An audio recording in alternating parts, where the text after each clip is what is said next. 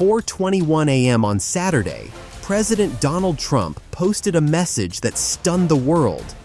The United States, he said, had just carried out a daring mission to capture Venezuelan President Nicolás Maduro and his wife. What looked sudden was anything but.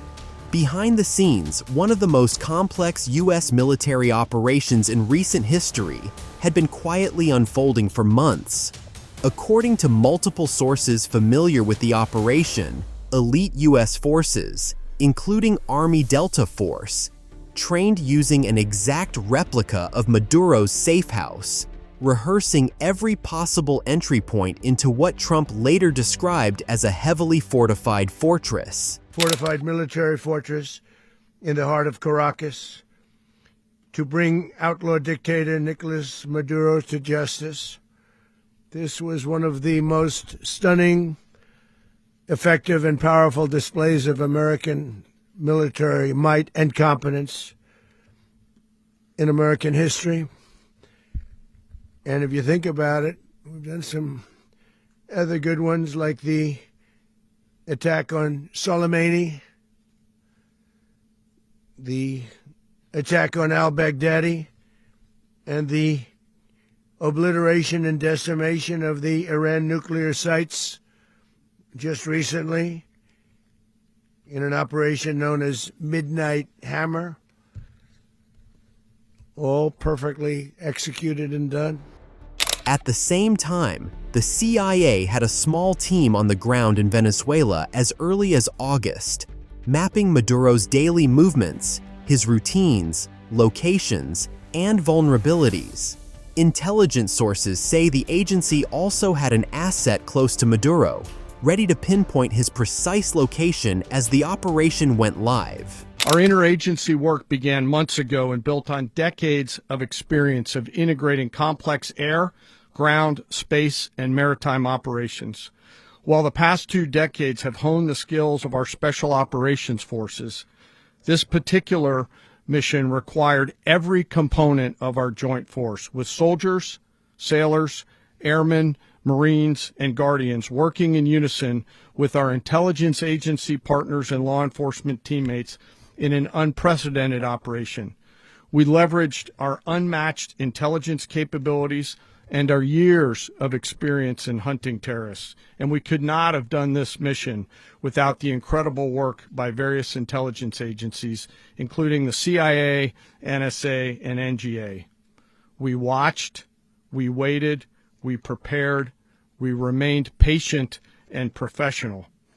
This mission was meticulously planned, drawing lessons from decades of missions over the last many years, many missions over these last many years.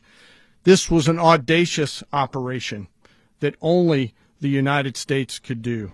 4 days before the raid, Trump approved the mission, but military planners advised waiting for better weather and reduced cloud cover.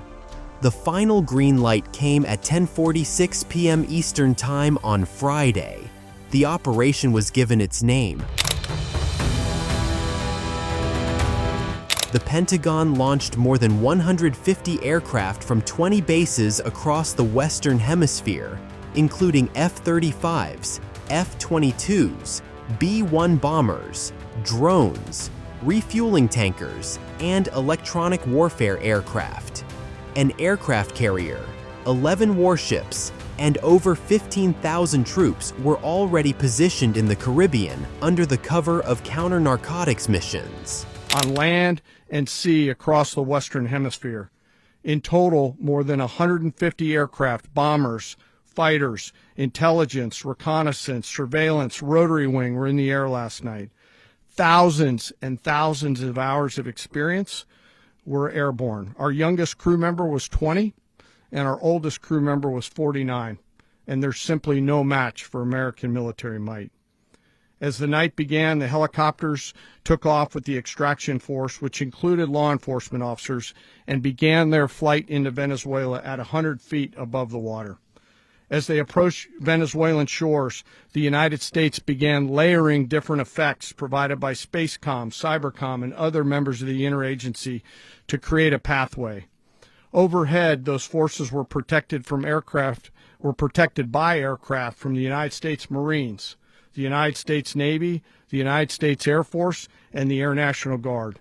The force included F-22s, F-35s, F-18s, EA-18s, E-2s, B-1 bombers, and other support aircraft, as well as numerous remotely piloted drones.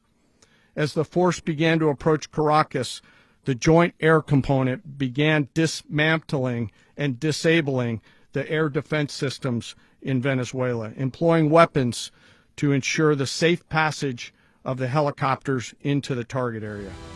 As the clock ticked toward midnight, U.S. aircraft began striking air defense systems in and around Caracas, clearing the skies.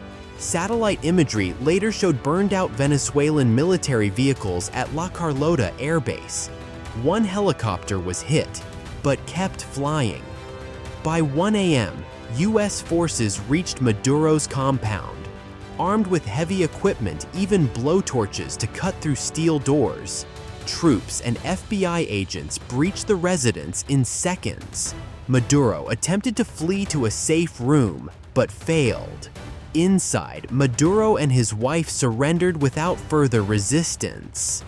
As the helicopters lifted off, U.S. forces engaged in multiple self-defense encounters before clearing Venezuelan airspace. In the world could achieve what America achieved yesterday, or frankly, in just a short period of time. All Venezuelan military capacities were rendered powerless as the men and women of our military, working with U.S. law enforcement, successfully captured Maduro in the dead of night. It was dark. The lights of Caracas were largely turned off due to a certain expertise that we have. It was dark and it was deadly. But captured along with his wife, Celia Flores, both of whom now face American justice. Maduro and Flores have been indicted in the Southern District of New York, it's Jay Clayton, for their campaign of deadly narco-terrorism against the United States and its citizens. By 3:20 a.m., the aircraft were over open water with Maduro in custody.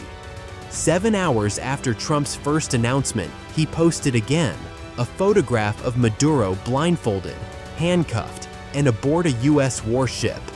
Operation Absolute Resolve was over,